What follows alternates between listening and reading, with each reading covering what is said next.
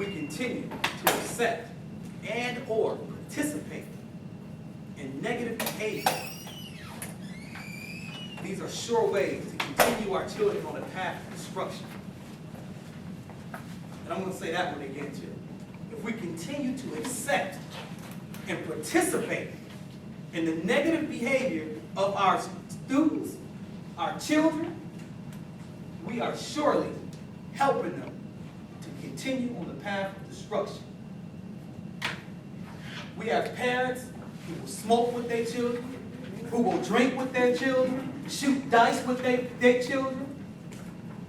So their children don't have to learn anything in the streets, they're learning it right at home. And then the parents blame society on what their children are doing. There is no way a mother should smoke with a daughter, or a father should play dice with a son. And even if those are your vices, your personal vices, it's okay. We all are not perfect. But our children, they're our clay for us to mold into what we want them to be. When you walk into a shop and buy a vase, the vase, if it's beautiful, you buy it. You don't know what the shortcomings of the person who made that vase is. And that's how we have to treat our children. When you see my child, you're going to say, that child is well put together. That child has values and ethics and morals. And then when you find out who the parent is, you're going to say, woo! How is that parent the parent of that child? Because I'm the clay maker. And I make what I want to see and not what I am. Many of our religious organizations have retreated to the safety of the walls behind the buildings to protect themselves from the same people that they vowed to share the gospel with. Nobody goes to the hospital unless they're sick, and the church is the hospital. So if everybody in the church is saved, sanctified, and filled with the Holy Ghost, church should close down. Your job is complete. You did everything God asked you to do. But when you walk through the community, and to get to your church, you got to walk through filth and pass by it every day and be a Sunday Christian.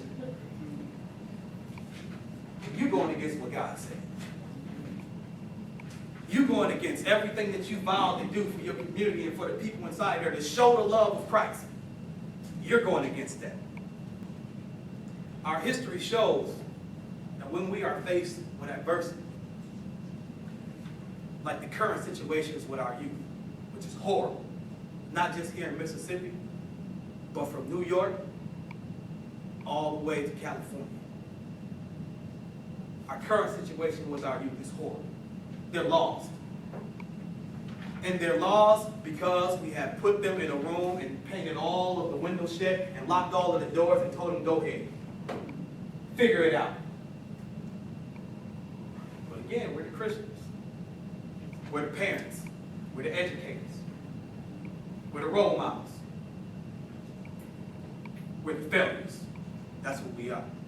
And just because your household is in order doesn't mean that you're doing anything different than anybody else. Because if you can't go next door and say, hey, I'm going to school and I'm dropping my kid off, is Tony coming too?